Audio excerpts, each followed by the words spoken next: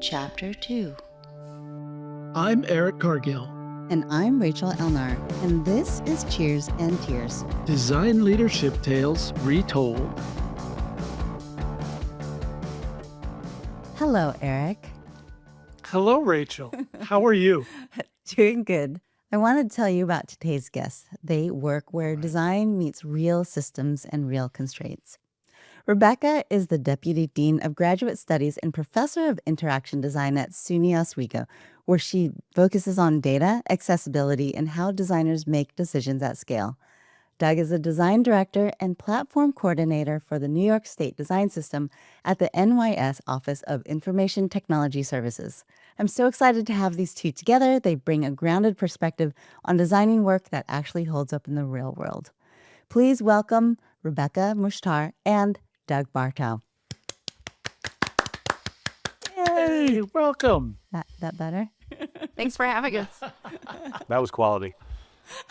Thank you. Love it. Oh my gosh. First of all, thank you so much for being here. Really excited to dive in to talk a little bit about your AIGA leadership. And I was wondering, maybe you can tell us a bit about those details, like the year, chapters, what your roles were. That was a while ago. Yeah, it was a while ago. Like the leadership retreat that Doug and I attended was in 2016 in Raleigh. And my role in our chapter was the education director at that time. Yeah. Can you tell me a little bit about what you did as education director? Yeah. Some of the things that, our chapter covers, the Upstate New York chapter covers a large landmass, which means that our members are spread out, and our educators are spread out and our students are spread out. So some of the things that we tried to do were opportunities to bring people together. So we did some things like portfolio reviews that Doug was really involved in across like regions within our chapter. And then we also did kind of collective events. We had a little mini conference for students that happened annually for a few years called Get Worked Up. Yeah. That's a great name. We called it Get Worked Up Mini Conference for Emerging Designers, which was super fun to put on. And we hosted that at our Syracuse campus at SUNY Oswego. And we also had these little meetups for design educators. So we had kind of, one Friday a semester, we would meet up for lunch, but kind of have dialogues throughout the day. So we called those the design educator dialogues. And that was really fun and a great way for educators to kind of get connected. And we did some of those virtually during COVID as well. Yeah, and now you're a deputy dean. That's right. Yeah, you owe it all. You owe it all to that experience. Well, to that experience. Yeah. I use my design skills all the time as an administrator at a university, for sure. Keep fighting the good fight. It's a cumulative effort, right? So I think I got involved with the Upstate chapter in 2008 when Mark Stress was president. And one of the challenges, I think Rebecca just mentioned it a bit, was like we had this expansive Upstate New York geography. So it's really, I think it's like 45,000 square miles. If you take Rockland County and Westchester County and Long Island and New York City out of the equation, you have this really large New York State shape that's kind of cut off at the bottom. And it has a lot of designers, a lot of design students, and a lot of design programs in it. And our task was to try and connect those. So I got involved with programming here in the Albany and Troy area because a lot of the events that the chapter was programming were traditionally Rochester and Syracuse. So I started working with Mark, and the first thing I did was brought a portfolio review to the Albany area. And I'm proud to say we've been doing that for 17 years now, still. Wow. Yeah, it's been great. And we had a full house last April in Troy, and we're going to do it again this year. Well, like a couple weeks before capstones are generally due for graduating students. But I did that for a number of years. I became president of our chapter, I think, in 2016. So maybe 2016, 2018. And that was great. And then COVID really did a job on our Upstate chapter. And we haven't really recovered, I'm afraid to say. So we're still connected via Slack, and I still see people, and we still do the portfolio review, but there hasn't been a number of events that we used to do. And one of the things we used to do with programming was try and do meetups across the state. So not just from the education standpoint, but we started with an event called CMYK, like Come Meet Your Kind, which I thought was clever. And it ended up morphing into like what we called Cocktail for Creatives. And I know a number of other chapters do a very similar thing, but at one point we had 9 cocktail parties at the same time across New York State. And we were like all checking in, on our phones, because we have that, we had Ithaca and Rochester and Buffalo and Syracuse, all of those type of cities where we had active, mostly student groups with educators, but also professional designers who were involved in getting, who were interested in getting involved or were on it at the same time. So like that was kind of our heyday as far as like number of people involved, maybe in the late teens of 2015 through 2020. And that was great. I got to meet a lot of people and kind of extended that. I think when Rebecca and I came to Raleigh for the leadership conference, we met similar people who were doing similar things, whether it was a city-based chapter or whether, we met a bunch of people who also had the same type of struggles and challenges that we had, having a large state and trying to activate what we called hubs at the time. It was like Syracuse, Rochester, Albany, Binghamton, Ithaca, trying to get people involved. You had coordinated drinking among creatives? Well, like not necessarily drinking, but that might have been a side product of the meetup. Wow. But yeah, that's really cool. like we did, I think 9 cocktails with creatives simultaneously on like a Tuesday night in either the late spring or the summer. It was good. Yeah. Yeah, we had to do it when the weather was good. Yeah. I know that COVID did a number on a lot of activities and a lot of organizations, not just our own.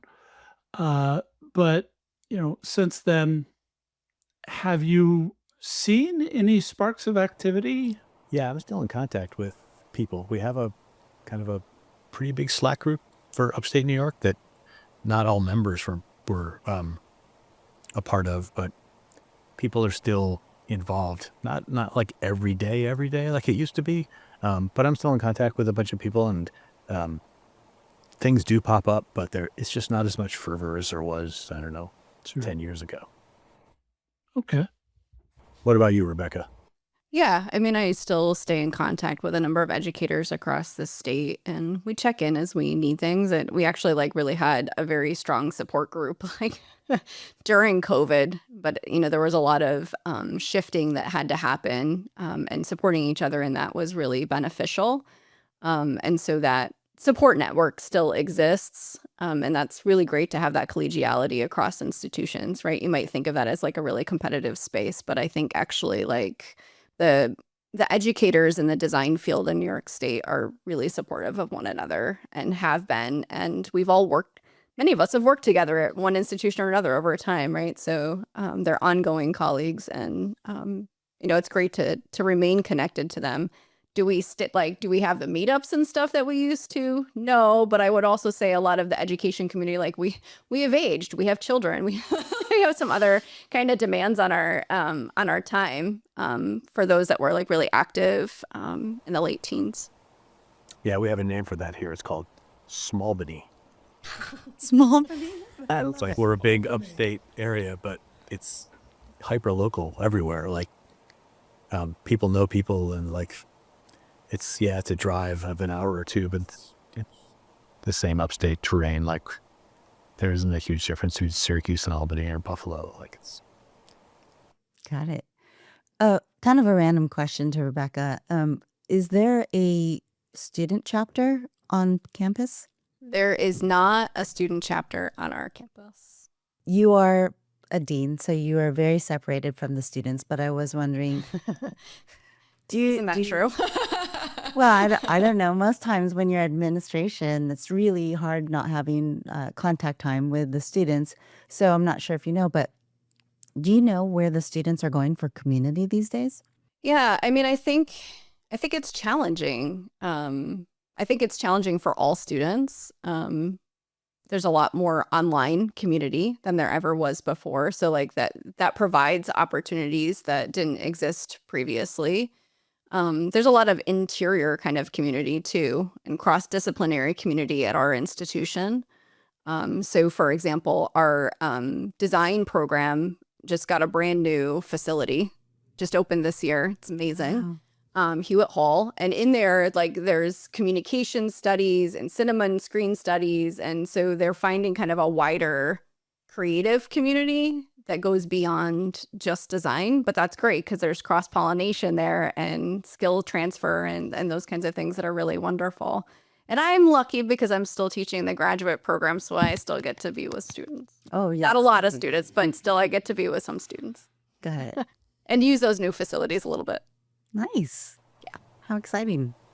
Both of you are very achieved. You're very successful to where you are now. I was just wondering if there was anything that you learned from your leadership experience from your chapter that attributes to your success now.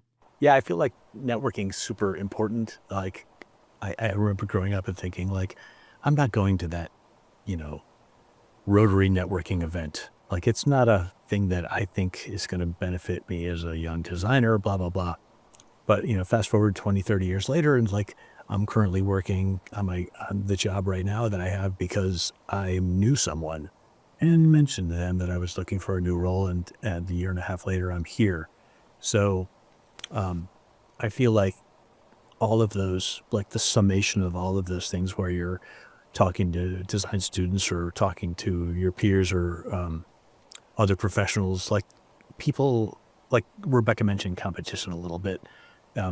Yeah, that happens to some degree when you're running an agency and other agencies are bidding on the same jobs. But at the same time, a rising tide floats all boats in upstate New York. Like we want design and design professionals to succeed here. So not only had we traditionally done events like that, but we want to reach out, and when someone sees a job that's open, they go on our Slack and put it in the jobs channel and like want to support people who are looking for a new career change, or whether they're just looking for a friend or whatever. Like we want to make sure that people are aware of, and not in a like we're a chapter, you have to join us in order to make it work. Like we're kind of past that now. We're like, we're a community, and it fit into that context of a chapter probably, a few years ago, and not as much anymore, but the people are still doing the work, and we want everyone to succeed. I love that you're still connected, that you're still part of the community. Yeah, I mean, it's like you have to go out of your way not to be, I think, in what we do, right? You'd have to be like, I'm not talking to you anymore, forget about it. You crossed me one too many times and throwing away your digital card. Like, no, of course not. Like, there could be shenanigans that happen, but at the end of the day, like, we're working in design. It's not the easiest thing to do. It's not easy to do work in advertising and marketing in New York State and not be in New York City, right? So there's a few things that are stacked against us. Like last time I visited Oswego, I think I saw Rebecca as well. I got out of the car and like I was hit by this wind coming off the lake, and I almost I was like, oh my God, I forgot how cold upstate New York can be. Like the struggle is real. So like you can be super altruistic and try and help people in a formal sense, or you can just answer an email that a student sends, or reply to a LinkedIn message. And like someone sent me something yesterday and like I'm connected to them, but I don't know. I mean, you just wanted, a couple minutes of review of something. What am I going to do? Say no to that? Like I got time for that. So one of the things about doing this for a while is you know that someone helped you at some point. You need to pay it forward and help them. Thank you. Yeah, I would echo that for sure.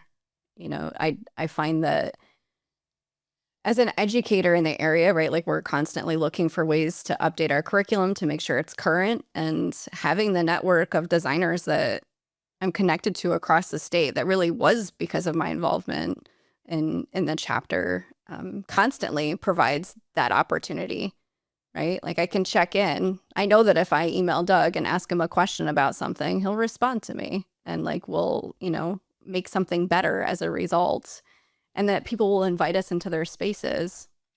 I had the opportunity while I was in a leadership role in our chapter, I taught a class where I took students across New York State to look at different kinds of career opportunities. And so many of our members and things, they invited us into their spaces, and students got a really good opportunity to see really diverse working spaces and relationships and opportunities. And so did I, right? Like I got to go all to those places too. And that's really important as an educator, is to like constantly be engaged in those spaces so that we can bring students and connect those with their future colleagues. Yeah, that makes sense. Design is doing something strange right now. I wanted to ask you, I don't know if this will fit within the podcast. Who knows? Maybe I'll just leave it in. You could edit it out if not. So how, I don't even know how to ask this question. How are we educating students now going into this AI-filled place of, the industry is changing so much with technology, with, gosh, I hate to say this, but with layoffs, and emerging designers not getting the jobs necessarily that they are. How are you setting them up for success? And does AIGA play into this at all? Yeah, I think it's about trying to be nimble in a system of higher ed, which is not nimble. Like you have to kind of find those opportunities to design curriculum that has flexibility in it so you can kind of keep up with these things. But I think many institutions are grappling with what to do about AI, and also grappling what to do about curricula that might have gotten really, really big as we think about like each media that you might design in, and ways to like need to rethink some of those things to be more of a systems approach and what have you. But it takes time to make those adjustments, and you don't want an institution like higher education to actually move too quickly. Like there's problems with that too, right? So it's important that it's a little bit slow. It's designed to be slow. But you got to find those like flexible options within the slowness to kind of keep up. I know that with my graduate students, we've had a lot of conversations about AI. I don't want to deter people from using tools that can like save them a lot of time. But the key is like helping them recognize how it can augment skills they have, right? And where they can use their expertise to get AI to do things that can be really helpful to them. It's not necessarily designing. It's like dealing with like spreadsheets and fixing code and, organizing random thoughts so that, they're more presentable to other people. There's a lot of ways to use these tools that don't take away from the design aspect of design, but actually like empower us to be better designers and better anything we are, right? Administrators, leaders, etc. Because it can take some burden off of things that we don't want to do. So we can put the energy into things we do want to do. But I was finding like initially, right, like students aren't sure how to use a tool like that. Like they immediately think like, oh, I'm going to use it to design. It's like, well, why would you do that? Isn't that the fun part? Like, isn't that like where like the humanity of it is really important? And the strategic thinking about it is really important. And so introducing students to ways that it can be really productive and useful that doesn't take away from, their role, and the way that we communicate to the larger community about what design is and who designers are and what they can bring to the table is really important. And I also share with students how I use design skills every day in a role that has no visual design in it. Right? Like I constantly work and think like a designer, and I bring that to a table of people who don't think that way. And that means that we can lean into some culture change. We can approach things in different ways, and I can help bring people to explore those things because I'm used to doing that in a design context. I love that. Thank you for sharing that. I think the tool at the comment, Rebecca, is like, I'm old enough to remember when desktop publishing was going to destroy graphic designers, right? Yes. You'll learn CorelDRAW and you'll never have to hire another graphic designer again. Like that was 25, 30 years ago. Didn't really happen because it's a tool. And yes, it can help you do work, but at the end of the day, if you're not thinking and acting like a designer, then what kind of message are you trying to put together using text and image, right? It's something you said earlier, Rachel, like, think about this. AIGA. Yeah. Or don't think about it. It's just a throwaway, but that could be the worst thing you ever had. Ever. My virtual friends. Yeah, I'm still learning how to work with it. And I think what's nice about having the community, at least for me, AIGA, is that I have a lot of people that I can still talk to about it, right? I mean, it's not just on LinkedIn or whatnot, but we're wondering how we can work them into our design workflows, which is totally different than anyone else's workflows or situation, whether they're using it for, spreadsheets or writing or whatnot. But Yeah, what do you within design? Like, if AI can do that, then so be it. Right, exactly. And Doug, you bring up a good point, because I was also coming up in design as desktop publishing was getting more and more popular. And I remember those conversations, but I also remember, what happens when you give somebody without design experience that much rope. They tend to wrap themselves up and hang themselves with it. It's a bit much. So yeah, AI seems that way to me. It's like I have a lot of experience doing building UIs. I have yet to find any AI that can do exactly what I want visually. Hmm. You know what it's really good at is identifying what you don't want. Yeah. Good point. Sometimes that's like half the battle, though. Yeah. See, I'm a red green colorblind, so I use it as a tool to, like, I have these 3 colors, I need 3 more. I can pick them and get it wrong, or I could have AI spit back 10 palettes that have 4 or 5 additional colors, and they're usually pretty good about it. I'd be a really bad oil painter, but I can deal with a hex code because it's precise. That's fantastic. That's a great idea. Yeah. AI is great for all accessibility kinds of issues, right? Like that's a technical component that not everyone learned in design school, Right. right? But it's an increasingly important consideration, right? A design consideration as we build new things and create new things, especially, a legal requirement in some contexts, right? If you're working in a public could go on for, well, I could go on forever. And I think the first time I heard the word ally, A11Y, was from Rebecca at a conference that I think maybe we met at in Syracuse back in the day. But You mean one that our AIGA chapter put on? Access now, will you be my ally? That one? Nice. so many props. But working for the state, we're looking at WCAG deadlines of next April for every state digital site. It has to be AA compliant. So there are. Whoa. It's crazy. 4 months. Yeah, I was out in office hours today for accessibility because we're building a team to help these agencies be compliant, and there's a deadline, and everyone has to get in line. So it's a really, really big deal. And yeah, being colorblind is a small piece of that. I have a blind coworker who uses screen readers, and he's just joined the team, and he's helping us with, it's a serious business because if you're not accessible to everyone, then you're not accessible. Right. Yeah. Thank you for bringing that up. All right. So let's jump to a different subject. Eric? Yeah. So, in talking with you, you both attended the 2016 leadership retreat in Raleigh. Can you tell us a little bit about that experience? What was your expectation going into it?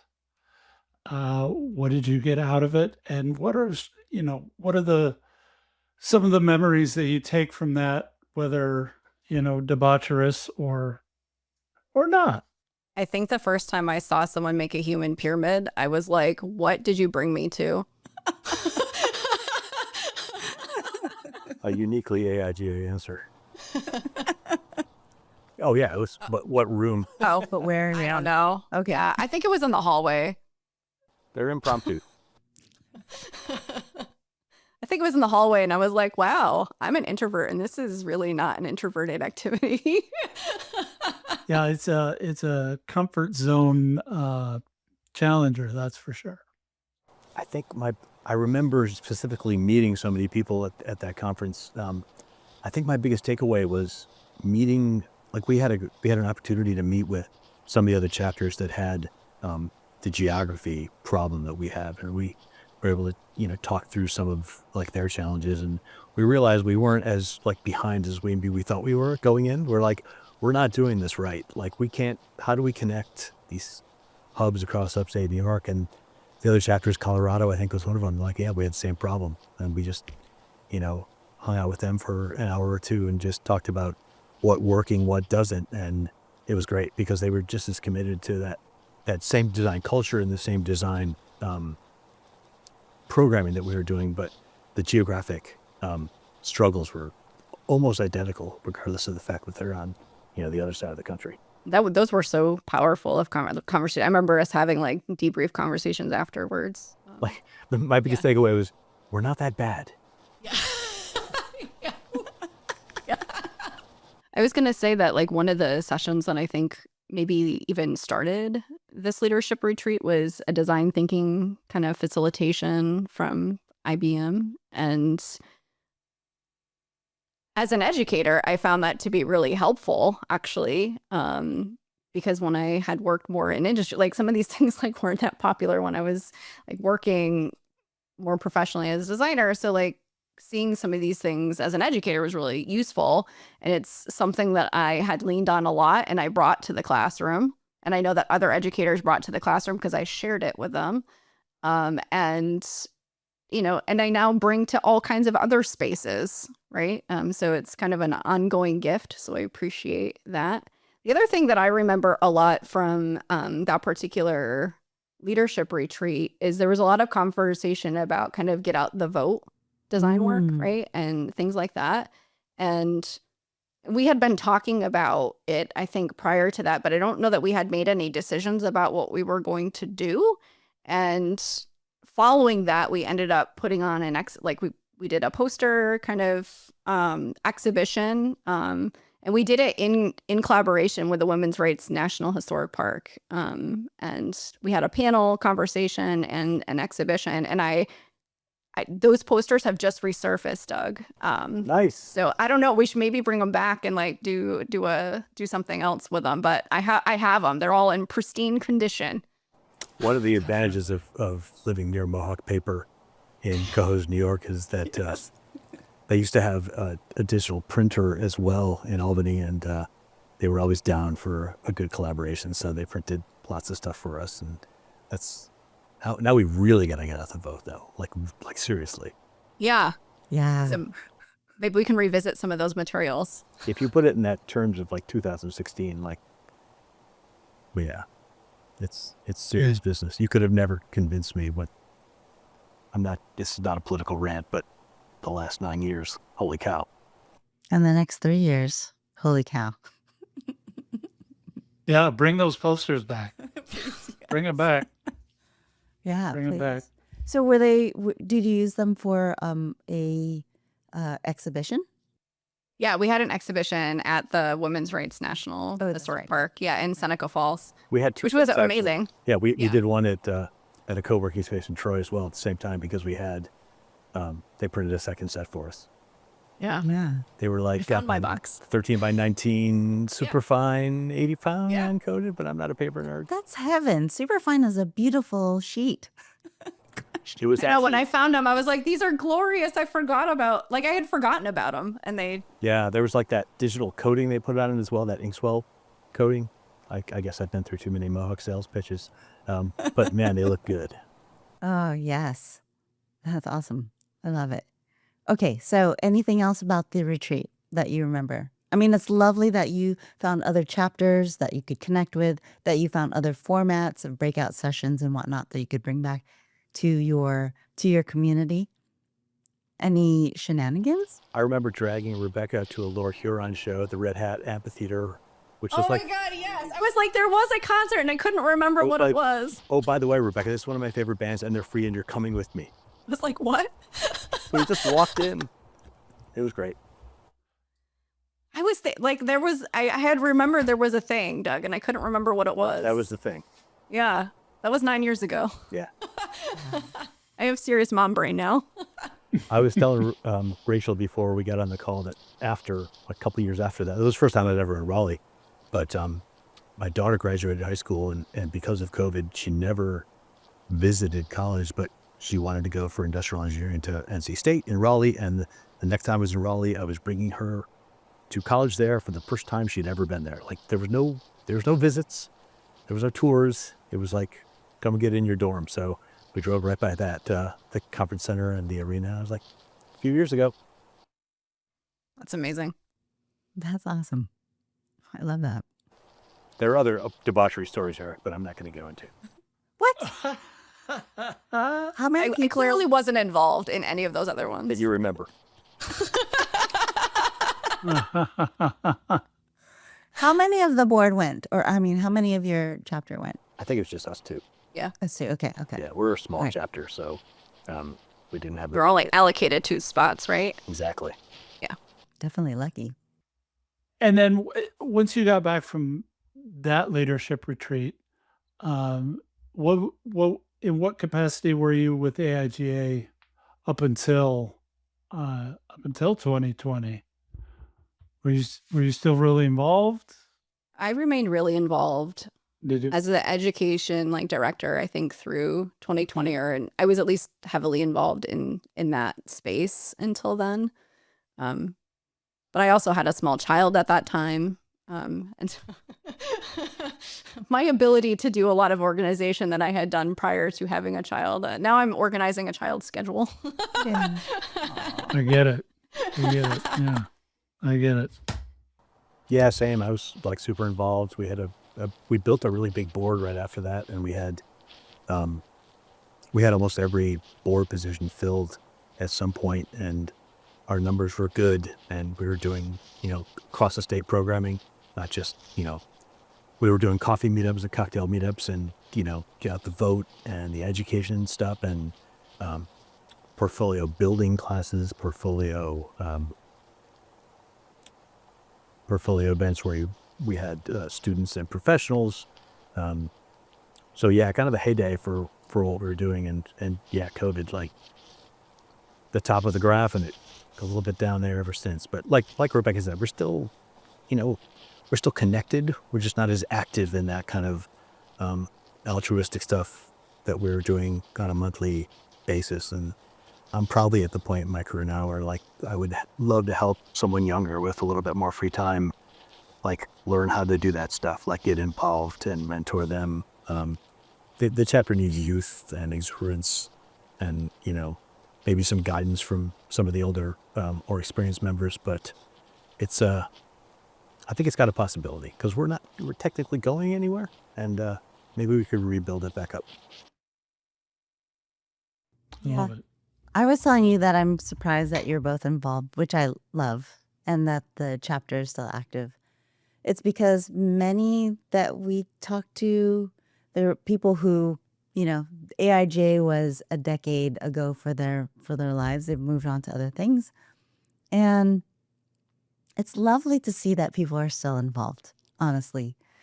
When leaders come back to their chapters and they give back, I think it's really needed. I think that right now, after COVID, not only has the chapters been struggling, but also those who are trying to lead those chapters. How do you get people back together in real spaces and affect change, especially after COVID? Yeah, it's so easy to get on a Zoom call with your high school friends, your college friends, your fantasy football people, whatever. Like, it's just convenient. Like, that's the easy thing to do. The hard thing to do is like, here's where we're meeting in person, right? So it's actually more challenging than it probably was before we all had super internet, 5-10 years ago. It's hard too if it's not part of your regular routine or habit, right? Like we had built up enough kind of regular events that like people knew to expect those things and kind of built it into their routines. And it's hard to kind of reinitiate and reinvigorate that and build it in and prioritize it, right? Because we all have time for whatever we make time for. But the big clincher is like getting people to decide that that's the thing that they need to make time for. It's the old marketing argument, right? Like, Yeah. we need to put butts in seats and we need to sell widgets. How are we going to do it? I always found like, having a good working relationship with the local faculty, because the faculty stays the same. The students come and go, right? Like if you've done this long enough where you can look back and say 12 years of students have come through Russell Sage, for instance, here in Albany. And I know the faculty members who are there. Rebecca knows them as well, of course. If you know the faculty and you continually, invite them to that portfolio review event or other events that you're doing, then it becomes part of that routine where year over year, as people graduate, you try and help them find jobs. Maybe they've graduated and they're working locally and they want to get involved with that event, moving forward. So you try and take that advantage of that when you can and convince them to pay it forward. But because where we are in Upstate, there aren't a ton of design and marketing and advertising jobs here. Like sometimes people leave, and so be it. I think one of the strategies that we employed prior to COVID, though, is like we were starting to recruit students into roles and committees while they were still students. I know we at least had a couple of my students that like hung around for quite a while on some of those committees and helped organize. One of them helped organize the Access Now conference. So it's good when faculty are heavily involved because it kind of feeds that new energy that needs to be in the space. But the challenge is if they don't stay in the area, then it's hard. But I know that we've also connected many of those students to other chapters too. I love that. The thing that I really enjoyed about this conversation is that, yes, they were a small chapter and you had a lot of ground to cover, like physically, but you did so many events. And it sounds like that the members were very much involved, that they were very committed, and they participated a lot. So much so you still have a Slack channel where people are still helping each other. Again, this is the activity that I haven't been hearing from the other chapters right now. So it's great. This is a great model for me to propose. You did virtual events before it was like in vogue. We didn't have a choice. Yeah, that's what we learned at the leadership conference. Like other states are doing it. They're like, we have the same issue. Like I can't drive 2 hours for a coffee meetup. What are we going to do? Well, we'll have coffee over here and they'll have coffee over there, and we'll like get my iPad and we'll FaceTime them and see what they're up to. Like simple things like that. Actually, you get connectivity. And as we move to this model now where I'm looking at, a box of 4 faces on my screen where it's like common everyday type of thing, because we were doing that, I think people got used to it, and it was a proven path to like it's not impersonal to talk to people on a Zoom call now because everyone does it, and everyone learned that in COVID, right? Like people who had never used sharing software like this in the past. Like my wife's a speech language pathologist. She had a heck of a time with her deaf kids on calls like this in that context. She hated it, and she was on the other side of the house, and I would have to come in and help her with the technology from time to time. But now, now it's regular. We have a family meetup on Sunday nights now where we FaceTime my kids who live in, not that close to us anymore. So it's kind of pervasive, but it's useful for staying connected, whether it's personal, professional, or, a little bit of both. Yeah, that's true. But I still love the 9 location concurrent cocktail. Like that is We were lighting up my brain right now. we were like, how many? Like we're like, can we get to 10? Wow. We couldn't make it work, but like for a couple months, 9 was good, I think.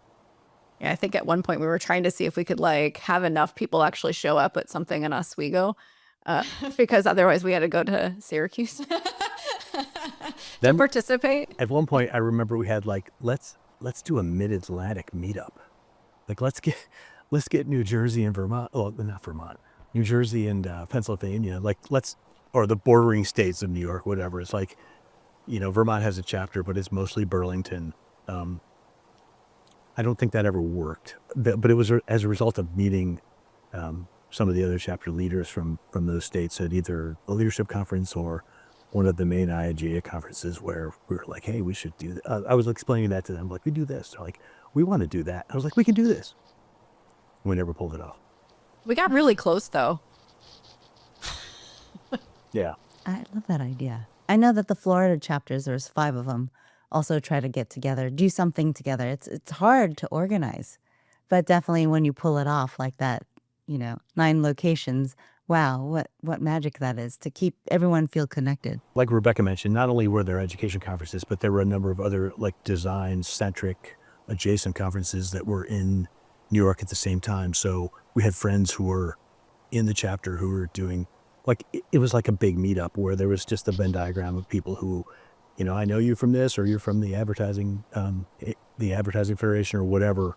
There was just a lot of kind of good intention from everyone because upstate New York got to take care of our own, I think. There was an attempt maybe a year, maybe 2 years ago to kind of reinvigorate that. And there was a group of people, but it was, I think, a little more localized in the Syracuse area. Yeah, I still see pop-ups like Tyler in Ithaca. Tyler Yeah. is doing a meetup now in Ithaca. Like, I can't remember what it's called, but it's cool. And it's very much like what we did, not under the guise of AIGA chapter, but same type of thing. Like, get local creative people in somewhat of a rural community together for an event where you can talk shop, because not everyone has that where they work. Sometimes it's, you're a solo designer on a team, or you don't have a crypt board where you can hang stuff up and ask for immediate feedback. It's really useful to have that as an augment, I think, to your creative process. Yeah, being in LA, we are totally spread out in terms of our chapter, but we still have the challenge of people being an hour and a half away from each other. Again, not as far in 7 miles, but an hour, right? Yeah. Yeah. So any types of meetups were very difficult, and we did try to work out the hub system where, okay, West LA does something, East LA does something. We weren't able to do the concurrent though. So, but yeah. It's hard to pull off on a Tuesday night. Like, if you have 45 minutes to travel to something, Right. and it's 45 minutes back, it's like, it's not sustainable. Right. Especially if there's drinks involved. Exactly. Eric, do you have any other questions? I do, but they're so off topic. Okay. I love the AI conversation. I also love the accessibility conversation, just simply because I'm doing a freelance job right now where accessibility in a very, very public area is an issue. And I may reach out to either of you at some point. Talk to Rebecca. I am the Padawan here for sure. All right. If you don't mind, Rebecca, I'd love to. Accessibility is definitely my jam, Eric. Okay. I'm running like 2 different accessibility conferences in the next probably 30 days. Wait, let's hear 'em. Locally? Let's plug them. Yeah. Yeah. Well, they're not open things. Oh, okay. I'm sorry you can't come. Yeah.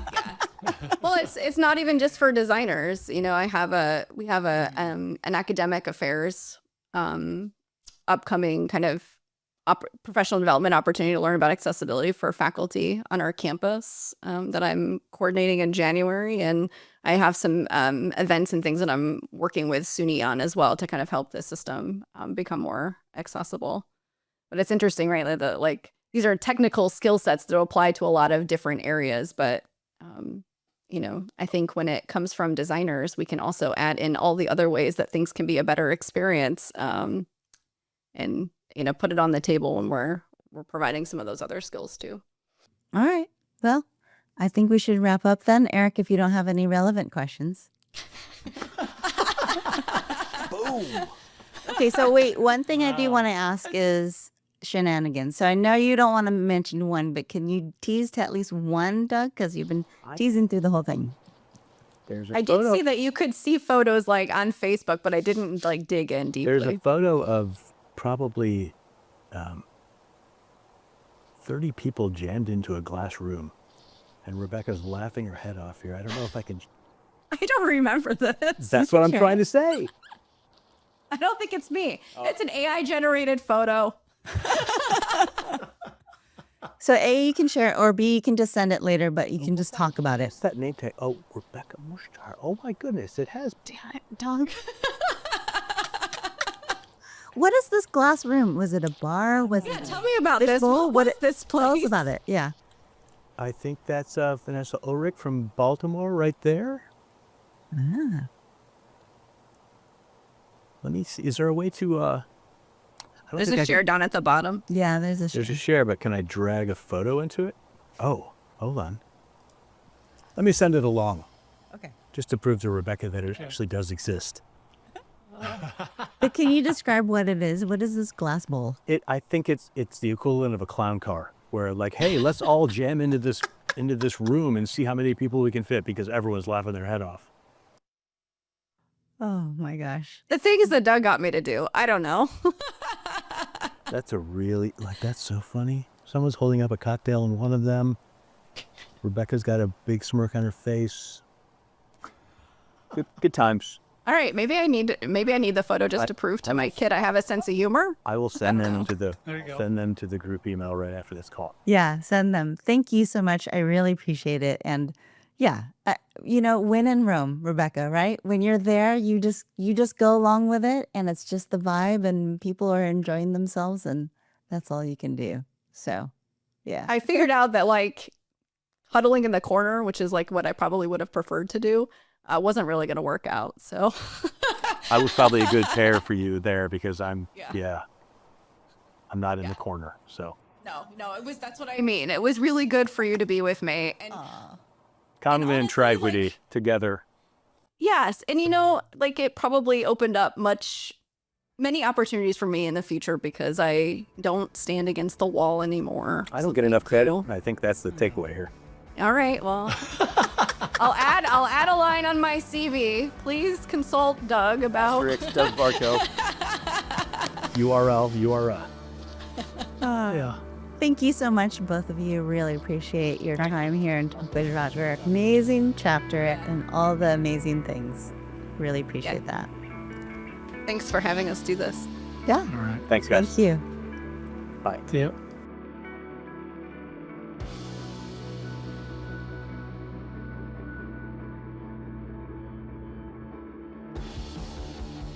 Creative community, design leaders, and friends.